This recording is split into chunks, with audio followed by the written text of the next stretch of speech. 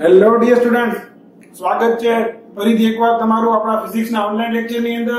આપણે જોઈ રહ્યા છીએ સ્ટાન્ડર્ડ 12 એનો ચેપ્ટર નંબર 9 એટલે optics and optical instrument.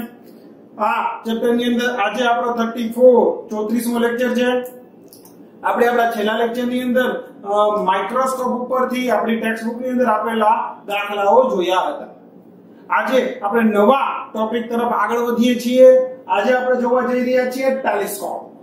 Telescope, microscope. એમાં આપણે શું કર્યું હતું? નાની નાની વસ્તુઓને મોટી કરીને જોઈ હતી. માઇક્રોસ્કોપ શું કરી દે? નાની નાની વસ્તુને મોટી કરીને દેખાડે. પરંતુ મિત્રો ખાસ ધ્યાન રાખજો, ટેલિસ્કોપ શું કરે છે? ટેલિસ્કોપ કાઈ મોટું કરીને નથી દેખાડતી. નહીં, ખોટી વાત છે. જે ડબલ્યુ માં એકવાર પૂછેલું હતું આ વસ્તુ, ધ્યાન રાખજો. ટેલિસ્કોપ મોટું કરીને નથી બતાવતી. ટેલિસ્કોપ દૂરની વસ્તુઓને નજીક લઈ આવે છે. દૂરની વસ્તુઓને ટેલિસ્કોપ શું કરી દે છે? નજીક લઈ આવી દે છે. દૂરની વસ્તુ હોય એટલે કે ચંદા મામા, સૂરજ દાદા, જુપિટર ચાચા, આ બધાને શું કરી દઈએ? નજીક લઈ આવી. આપણે જોયું હતું ને કે જેમ કઈક વસ્તુ આંખથી આમ દૂર હોય તો આપણને નાની દેખાય, જેમ નજીક આવવા માંડે તો આપણને મોટી દેખાવા માંડે. તો આ ટેલિસ્કોપ એ જ વસ્તુ કરી દે છે. જે વસ્તુ દૂર છે એને નજીક લઈ આવે છે. ધ્યાન રાખજો, એ વસ્તુને મોટી નથી કરતું. મોટી કરી દેતું હોત, ધારો કે વસ્તુ કરતા એનો પ્રતિબિંબ મોટું કરી દેતું હોત ટેલિસ્કોપ, તો વિચારો ચંદા મામા કરતા આપણે ટેલિસ્કોપમાં ચંદા મામાને જોત તો એનું પ્રતિબિંબ આપણે મોટું દેખાય. શું આ શક્ય છે? શું પ્રતિબિંબ ચંદા મામા કરતા મોટું છે? નહીં. પણ આપણને અત્યારે અહીંથી ચંદા મામા દેખાય છે વગર ટેલિસ્કોપે એના કરતા મોટા દેખાય છે. શું કામ એને આવું થયું? તો કે ઈ ચંદા મામાને આપણી પાસે લઈને રાખી દીધા. ટેલિસ્કોપે ક્યાં રાખી દીધા? આપણી પાસે રાખી દીધા. બરાબર કે નહીં? કાઈ વાંધો નહીં. એટલે એમાં ખરેખર કેવું હોય કે ભાઈ માની લ્યો કે મેં તમને દ્રશ્યકોણનો કોન્સેપ્ટ સમજાવેલો તો ક્યાં? માઇક્રોસ્કોપ વખતે કે ભાઈ અહીંયા તમારી આંખ છે, માની લ્યો આપણી આંખ છે. આપણે આમ કઈ દૂરની વસ્તુ જોતા હોય, બહુ દૂર છે વસ્તુ, આવે માની લ્યો તો જુઓ એ આપણી આંખ પાસે કેવો દ્રશ્યકોણ બનાવે? નાનકડો દ્રશ્યકોણ બનાવે. જુઓ કેવો નાનકડો દ્રશ્યકોણ.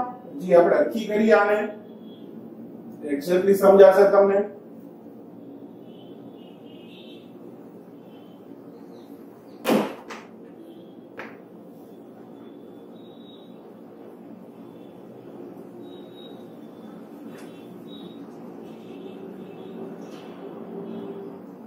જો એક હાવ નાનકડો ટીંડુકડો બનાવ્યો છે. કેમ? તો કે બહુ દૂર છે ને દ્રશ્યકોણ નાનો બને. જેમ દ્રશ્યકોણ નાનો બને ને એમ વસ્તુ આપણને નાની દેખાય.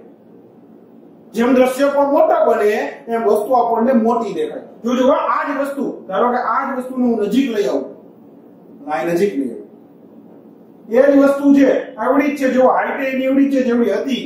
હવે દ્રશ્યકોણ મોટો બનાવ્યો એને, એ વસ્તુ આપણને કેવી દેખાણી? મોટી દેખાણી. એક ઊંચું બિલ્ડિંગ હોય એની હા બાજુમાં જઈને ઉભા રહી જાય. હાલો બાજુમાં જઈને ઉભા રહી જાય. જોવું હોય કેમ જવું પડે? મોટું દેખાય છે બહુ, પણ જોવું કેમ પડે? ઊંચું કરીને જવું પડે. જો ઓહો, બહુ મોટું દેખાય. હવે એનાથી માની લો કે આપણું ઘર દૂર છે, 4-5 કિલોમીટર દૂર છે આપણું ઘર. આપણે ઘરે જાય, છત ઉપર જોઈએ, છત ઉપર ચડી જાય. હવે જોઈએ,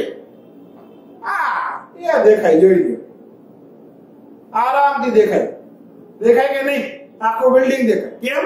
તો એનાથી દૂર હોયા છે. દ્રશ્યકોણ નાનો બન્યો, નજીક હતા દ્રશ્યકોણ મોટો બનતો હતો. એટલે વસ્તુ મોટી દેખાતી હતી. એટલે ધ્યાન રાખો, બધું એક ખેલ જે છે ને દ્રશ્યકોણનો જ છે. તો ટેલિસ્કોપ શું કરી દીધું? ટેલિસ્કોપ આ જ વસ્તુ કરી દીધી. દૂર જે વસ્તુ હતી એ આંખ પાસે નાનો દ્રશ્યકોણ બનાવતી હતી, તો ટેલિસ્કોપે શું કરી દીધું? ઈ વસ્તુનું પ્રતિબિંબ આંખની નજીક લાવીને રાખી દીધું. શું કરી દીધું? ઈ વસ્તુનું પ્રતિબિંબ આંખની નજીક લાવીને રાખી દીધું.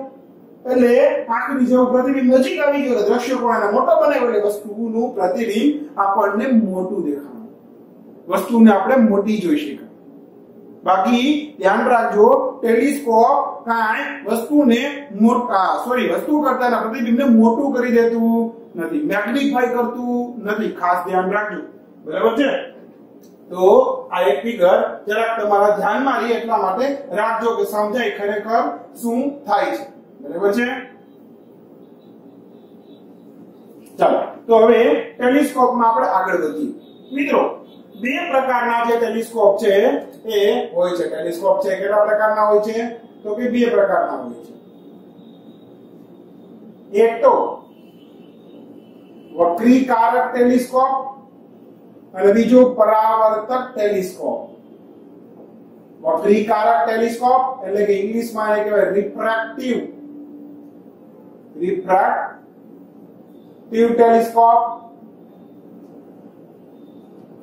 અને આને કહેવાય રિફ્લેક્ટિંગ ટેલિસ્કોપ.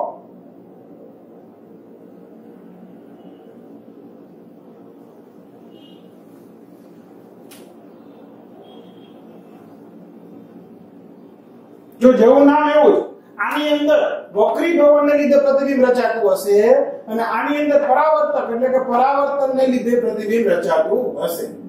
અચ્છા, આપણે તો અત્યારે આ જ વધારે જોવાનું છે. આપણી ટેક્સ્ટ બુકમાં આ જ આપેલું છે. આના વિશે તો ખાલી એક નાનકડી એવી વાત જ કરવાની છે. તો અત્યારે આપણે જોઈએ છીએ આ કયું? વક્રીકારક એટલે કે રિફ્રેક્ટિવ ટેલિસ્કોપ. બરાબર છે? ચાલો તો જોઈએ. વક્રીકારક અથવા તો રિફ્રેક્ટિવ ટેલિસ્કોપ. ટેલિસ્કોપ નહીં ભાઈ, ટેલિસ્કોપ. બરાબર છે? જો શું હોય તો માઇક્રોસ્કોપ થી અહીંયા ઊંધું છે, ધ્યાન રાખજો. માઇક્રોસ્કોપ ની અંદર શું હતું? તો કે માઇક્રોસ્કોપ ની અંદર ઓબ્જેક્ટિવ પીસ નાનો હતો અને આઈપીસ છે એ મોટો હતો. અહીંયા ઊંધું છે, ખાસ ધ્યાન રાખજો. શું હતું માઇક્રોસ્કોપમાં? ઓબ્જેક્ટિવ પીસ નાનો હતો, આઈપીસ છે એ મોટો હતો. તેના અહીંયા ઊંધું છે. અહીંયા ઓબ્જેક્ટિવ પીસ મોટો હશે અને આઈપીસ નાનો હશે. અને નાનો એટલે માઇક્રોસ્કોપ જેવું નહીં. માઇક્રોસ્કોપમાં તો આ નાનકડો આઈપીસ હોય, 1 સેન્ટીમીટર 2 સેન્ટીમીટર તો માંડ હોય એવો. અહીંયા નાનો હશે પણ નાનો એટલે કહેવાનો મતલબ ઓબ્જેક્ટિવ ની સાપેક્ષે નાનો, આવ નાનો કોઈ નહીં. સમજાણો? ઓબ્જેક્ટિવ ની સાપેક્ષે આઈપીસ છે એ નાનો હશે. તો આમાં કેવું હશે? મોટકડો. કેવો? મોટકડો ઓબ્જેક્ટિવ હશે. ઓબ્જેક્ટિવ લેન્સ અને નાનકડો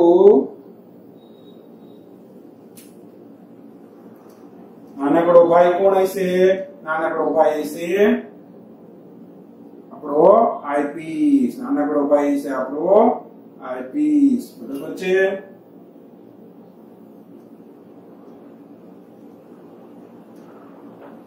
નાનો હશે આઈપીસ. ઓબ્જેક્ટિવ લેન્સ કેવો હશે? મોટી કેન્દ્ર લંબાઈ અને મોટા દર્પણ મુખ.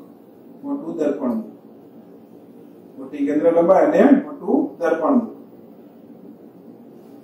જ્યારે આઈપીસ કેવો હશે? નાની કેન્દ્ર લંબાઈ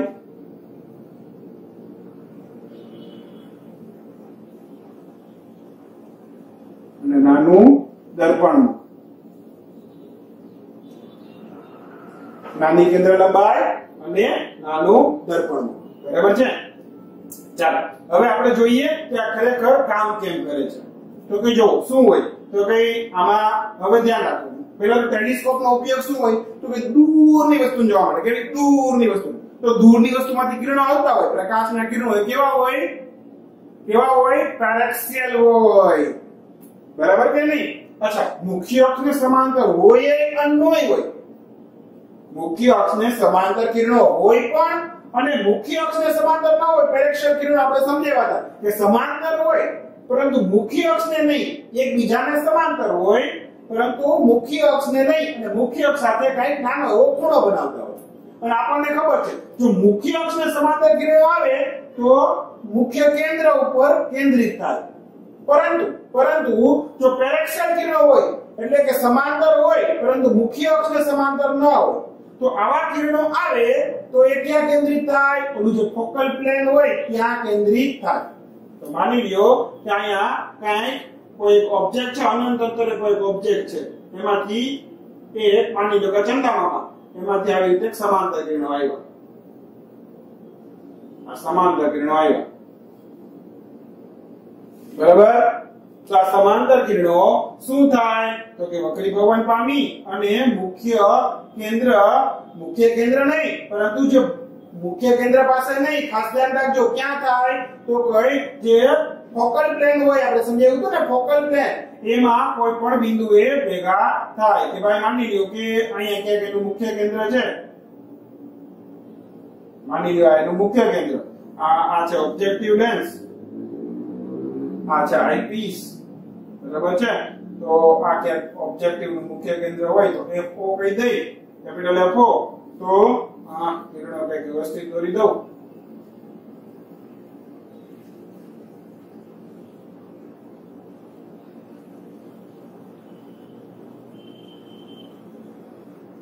ચાલો માની લો કે આ પેરેલલ કિરણો, સમાંતર કિરણો આવ્યા. ધ્યાન રાખો મુખ્ય અક્ષને સમાંતર નથી પરંતુ પેરેક્સિયલ કિરણો છે. તો વક્રીભવન પામી અને ક્યાં જાય તો કે મુખ્ય કેન્દ્રના એક જે ફોકલ પ્લેન હોય, મુખ્ય કેન્દ્રમાંથી પસાર થતો એક ફોકલ પ્લેન એના કોઈ પણ એક બિંદુ પાસે ભેગા થાય. માની લો કે અહીંયા ક્યાંક ભેગા થયા,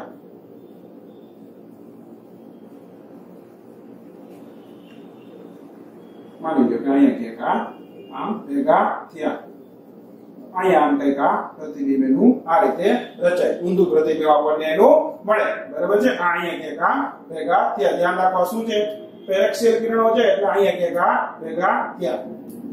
હવે તો કઈ આ કેટલા અંતરે રચાય પ્રતિબિંબ? ધ્યાન રાખજો કેટલા અંતરે રચાય? FO જેટલા ઓબ્જેક્ટિવના કેન્દ્ર લંબાઈ જેટલા અંતરે રચાય. FO જેટલા અંતરે રચાય. શું કરું છું? GFO. અચ્છા, હવે હવે આની રચના એવી રીતે મિત્રો કઈ કરવામાં આવી હશે, અને થોડોક નજીક લઈ લઈએ. અચ્છા મિત્રો, હવે આ રચના એવી રીતે કરવામાં આવી હશે કે જે આઈપીસ છે ને એ તો સાદા માઇક્રોસ્કોપની જેમ જ કામ કરે. સાદા માઇક્રોસ્કોપની જેમ વર્તે. એટલે કે આ જે પ્રતિબિંબ હશે, આ જે પ્રતિબિંબ છે એ આભાસી વસ્તુ તરીકે વર્તશે, એ આભાસી વસ્તુ તરીકે વર્તે. તો એ એવી રીતે આ પ્રતિબિંબ એવી રીતે મળશે કે જેથી કરીને જે આ આઈપીસ છે, જેથી કરીને જે કયા આઈપીસ છે, આ આઈપીસ જે છે, બરાબર છે, એના F એટલે કે એનું ફોકલ કેન્દ્ર, મુખ્ય કેન્દ્ર, ફોકસ પોઈન્ટ F અને O ની વચ્ચે આપણને પ્રતિબિંબ મળે. એટલે કે આ જે વસ્તુ છે F અને O ની વચ્ચે હોય તો હવે આ એક સાદા માઇક્રોસ્કોપની જેમ જ વર્તશે, એની જેમ જ એક કામ કરશે. એટલે કે અહીંથી જે કિરણો આવતા હોય એને શું કરતું હશે? આ અહીંયા કઈ કામ ભેગા કરતું હશે, બરાબર કે નહીં? એટલે આમ કે ભેગા ન થાય પણ આમ લંબાવો એટલે કે આ રીતે આમ કે ભેગા થતા હોય.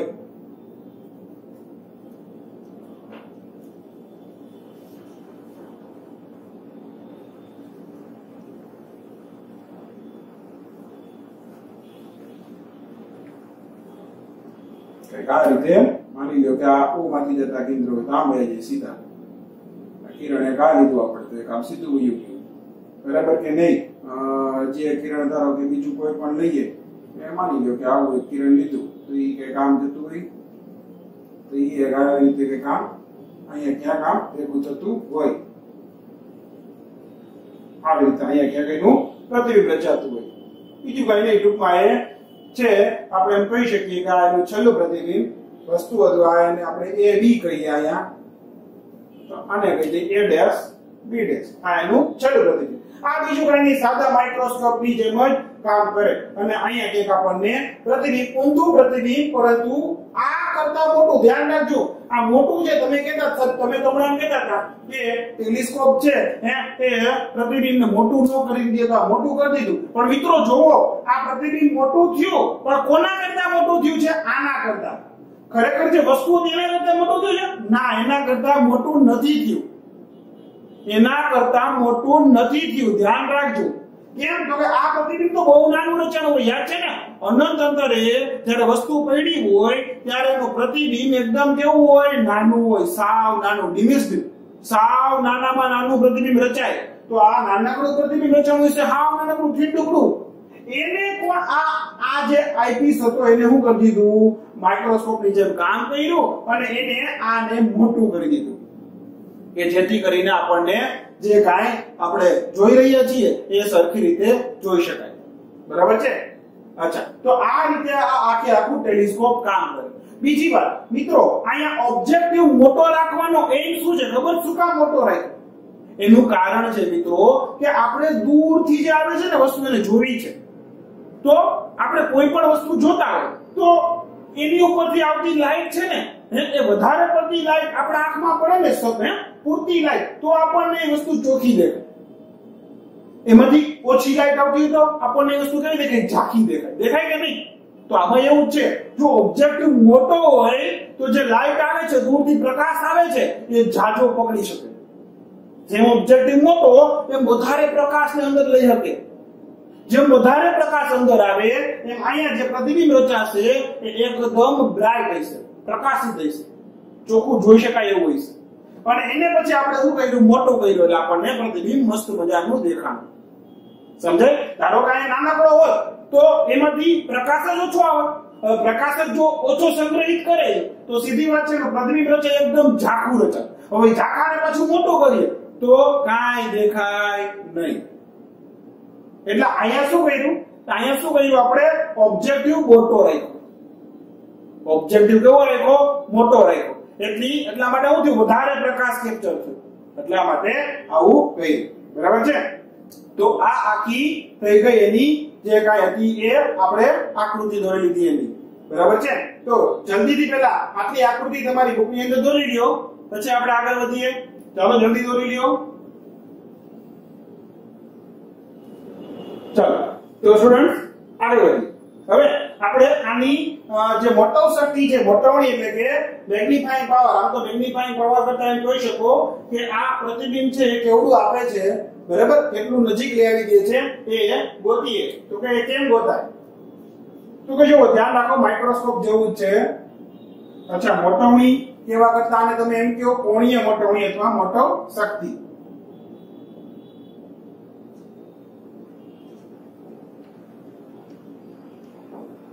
એમ બરાબર શું થાય? જો માઇક્રોસ્કોપમાં શું હતું? ઉપર અંતિમ પ્રતિબિંબે આંખ પાસે રચેલો ખૂણો. બરાબર છે? તો અહીંયા એક છે અંતિમ પ્રતિબિંબે રચેલો દ્રશ્યકોણ. દ્રશ્યકોણ એટલે તો આપણને ખબર છે આંખ પાસે રચાતો ખૂણો. બરાબર છે?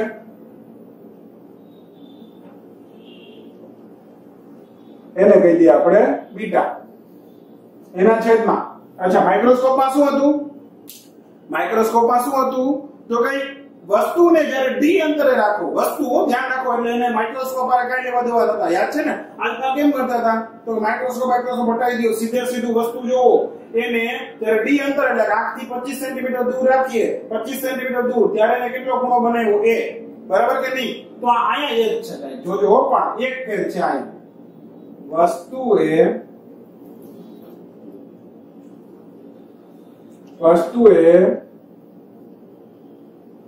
રચેલો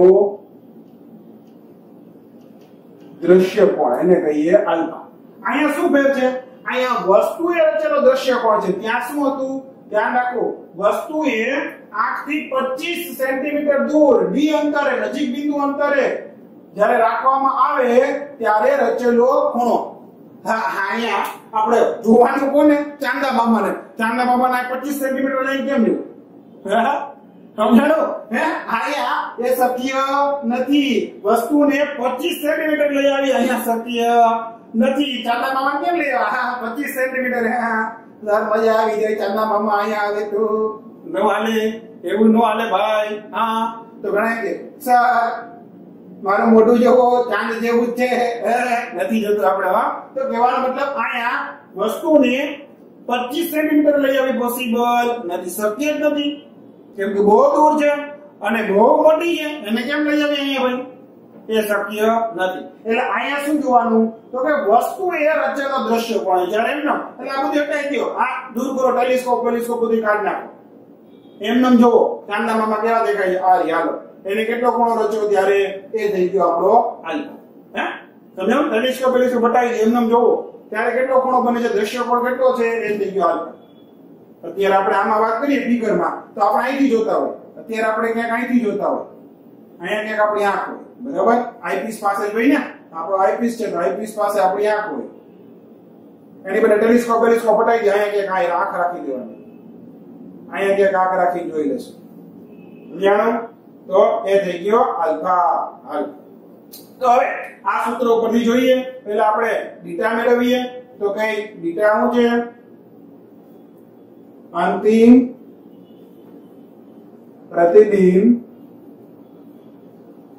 પ્રતિબિંબે રચેલો દ્રશ્ય કોણ, બીટા.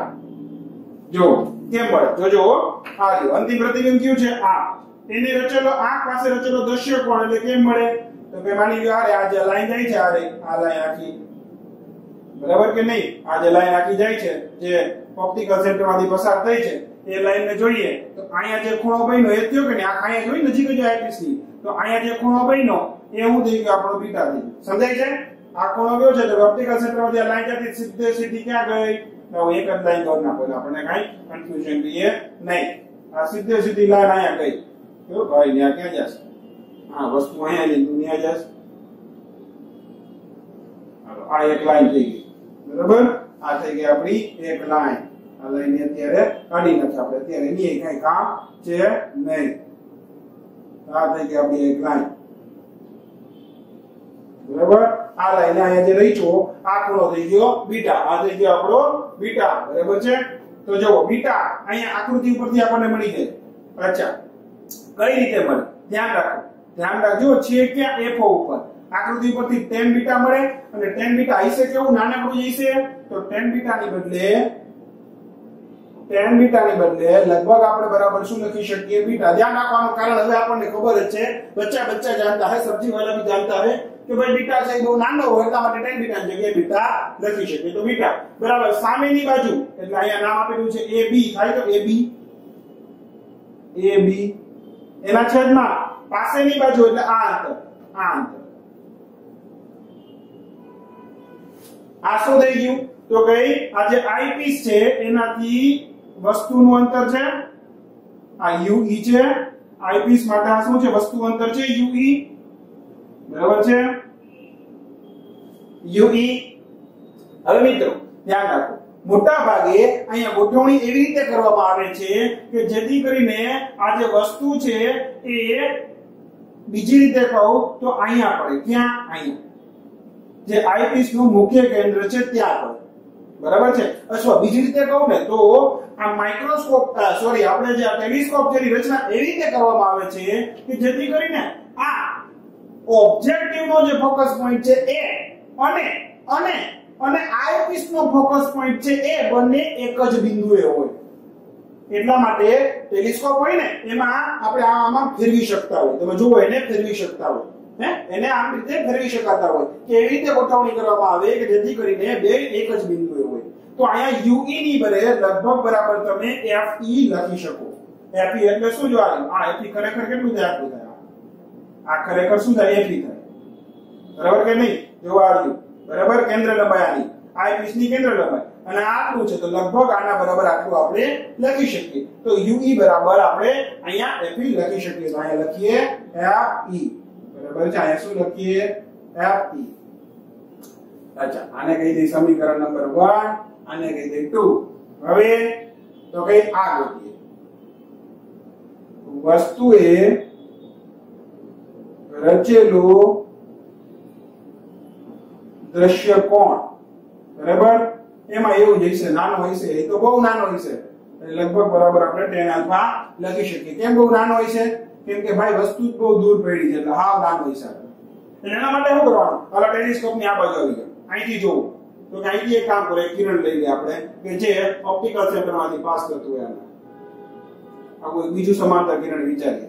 ઓપ્ટિકલ સેન્ટરમાંથી પાસ થતું હોય એટલે આમાં એમ માયું એવું હોયું છે, અહીંયા કે કામ એવું થતું આમ એવું જતું હોય, બરાબર કે નહીં? તો આ જે છે ખૂણો આને આપણે કહી શકીએ આલ્ફા. અને શું કહી શકીએ આપણે? આલ્ફા. આ જે બહુ એકદમ જો આકૃતિમાં તમને નાનો દેખાય જેવું, તો વિચારો હકીકતમાં તો કેવડો હશે? આ થઈ ગયો આપણો આલ્ફા, બરાબર કે નહીં? તો જો આ આલ્ફા હોય તો આકૃતિ જોવો તો આ લાઈન આમ ગઈ, આમ ગઈ, આમ ગઈ, આમ ગઈ, તો આ કેટલો હોય? આલ્ફા જોઈ કે નહીં? હે, કેમ કે એક જ લાઈન છે, જોવો બે લાઈન એક જ છે. આ એ લાઈન છે, આ સીધી લાઈન એક છે, મુખ્ય અક્ષ, તો આ આલ્ફા થાય જો આલ્ફા હોય તો. અચ્છા, આ આલ્ફા થાય તો આકૃતિ જુઓ તો આકૃતિ શું કહે છે? આકૃતિ ઉપરથી tan આલ્ફા બરાબર આ ત્રિકોણને ધ્યાનમાં રાખો તો સામેની બાજુ એટલે આ રે આ AB, સામેની બાજુ એટલા માટે AB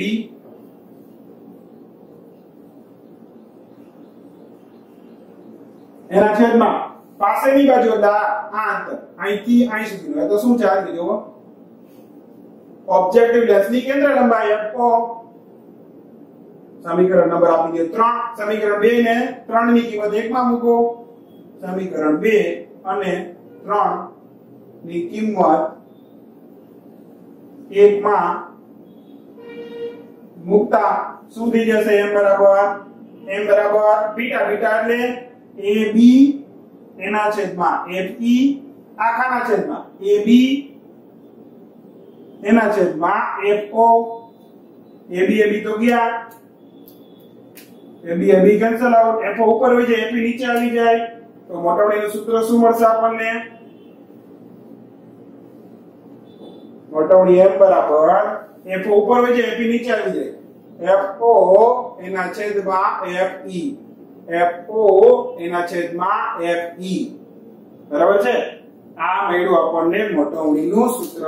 મિત્રો એક વાત કહી દઉં, અહીંયા આપણે ધારણા શું કરી છે કે આ જે પ્રતિબિંબ આપણને ઓબ્જેક્ટિવ પીસ દ્વારા પ્રતિબિંબ મળ્યું હતું એ ક્યાં મળ્યું? તો કઈ એ આપણને આઈ પીસ ના ફોકસ પોઈન્ટ એટલે કે મુખ્ય કેન્દ્ર પર જ મળ્યું. એટલે કે મૂળ કહીએ તો એવી ધારણા કરી છે કે આઈ પીસ અને ઓબ્જેક્ટિવ બેનું મુખ્ય કેન્દ્ર એક જ પોઈન્ટ ઉપર છે, ત્યારે આવું બન્યું. જો આવું ન હોત તો યાદ રાખો અહીંયા FE ની બદલે શું આવત? UE આવત. શું આવત? UE, બરાબર છે? તો એટલું એક યાદ રાખજો ખાલી. આપણે સૂત્ર આજ આપણી ટેક્સ્ટ બુકમાં આપેલું છે, પરંતુ સાચું સૂત્ર ખરેખર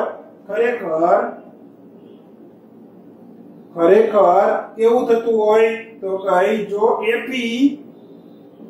FE બરાબર UE ના હોય તો m બરાબર કેટલું થાય? સૂત્ર FO એના છેદમાં UE થાય. આ ખાલી તમારા ધ્યાનમાં રહે એટલા માટે કહું છું, FO બરાબર m ના છેદમાં UE થાય, બરાબર છે? સમજાણું? ઓકે, તો આ થઈ ગયું મોટાવડીનું સૂત્ર. અચ્છા, જલ્દીથી આ તમારી બુકની અંદર લખી લ્યો.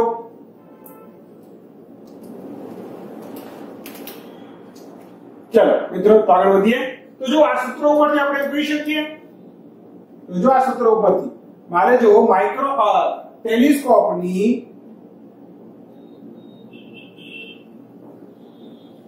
મોટાવણી વધારવા માટે વધારવી હોય તો શું કરવું પડે? તો કે FO વધારવી પડે અને FE ને નાની કરવી પડે. એટલે FO બને એટલી વધારે મોટી હોવી જોઈએ ને FE નાની હોવી, સીધી વાત છે. આ મોટી હોય તો આ વધારે મળે અને આ નાનું હોય તો આ વધારે મળે, બરાબર કે નહીં? કેમ કે વ્યસ્ત પ્રમાણમાં છે. तो FO એટલે કે ઓબ્જેક્ટિવની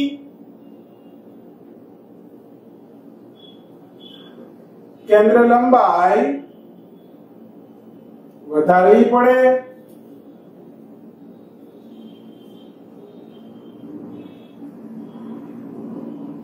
અને આઈપીસની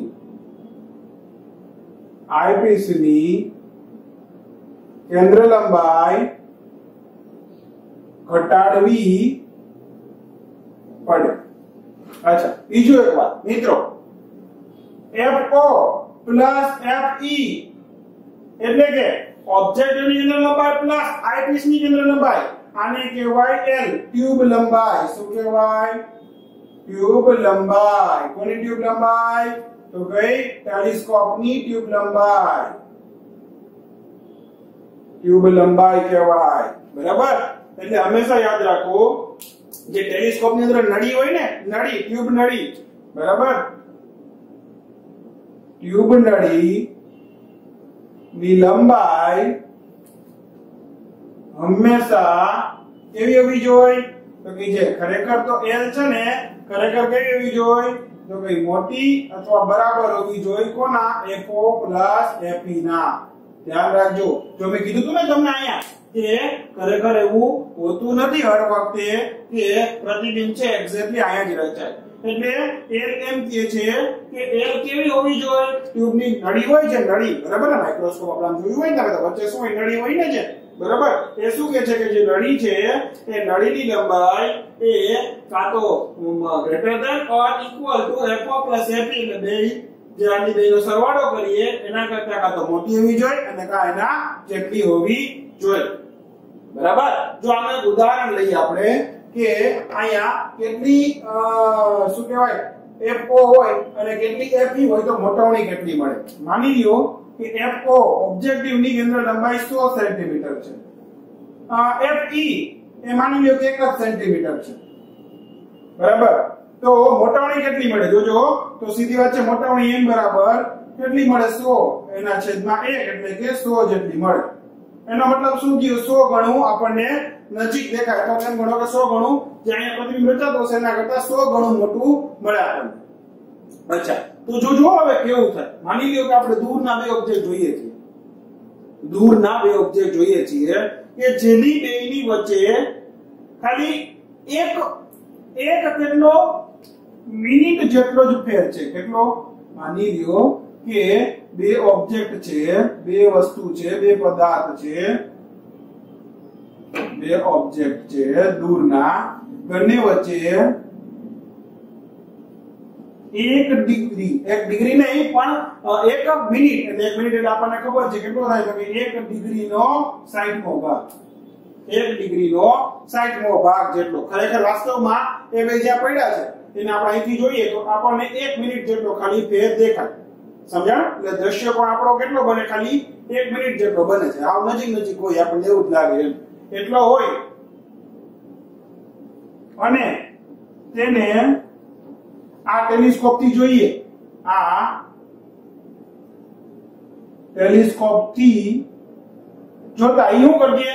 100 એને ગુણ્યા આટલા, 100 ગુણ્યા 1 એના છેદમાં 60, બરાબર? એટલે કેટલો થાય? તો ભાઈ તમે ગણતરી કરશો તો તમને કઈક જવાબ મળતો હશે 16 0 0 જો એમનો કરી નાખો 0 10/6 તો આપણને ખબર છે 1 પોઈન્ટ કેટલો આવે? 1.10/6 છે 4 એટલે 666 એટલે 1.67 જેવો જવાબ આવતો હશે. બરાબર છે? તો 1.67 ડિગ્રી, આ ડિગ્રી છે, ધ્યાન રાખજો. આટલા ડિગ્રી આપણને જુદા દેખાય. ત્યારે ટેલિસ્કોપમાં જોઈ ત્યારે આપણને 1.67 ડિગ્રી જુદા દેખાય. જુઓ કેટલું મોટું હોય ને મોટું કરી દીધું. હતા કેટલા? એકદમ નજીક હતા. એમ જોઈ 1 મિનિટ જેટલા જ અંતર, એટલે કે 1 ડિગ્રીનો 60મો ભાગ, એટલે મતલબ દૂર દેખાતા હતા. ટેલિસ્કોપમાં જોયું તો 1.67 ડિગ્રી જેટલા દૂર દેખાય. તો કહેવાનો મતલબ આપણે અલગ અલગ આઈડેન્ટિફાઈ કરી શકીએ, ગોતી શકીએ. બરાબર? આટલા દૂર દેખાય, આટલા અંતરે દેખાય. બરાબર? તો આ વાત થઈ ગઈ આ અચ્છા હજી એક વાત કહું મિત્રો આવું જે આ આપણે જોયું આ રિફ્લેક્ટિવ ટાઈપનું ટેલિસ્કોપ બરાબર છે એ યુએસએ ની અંદર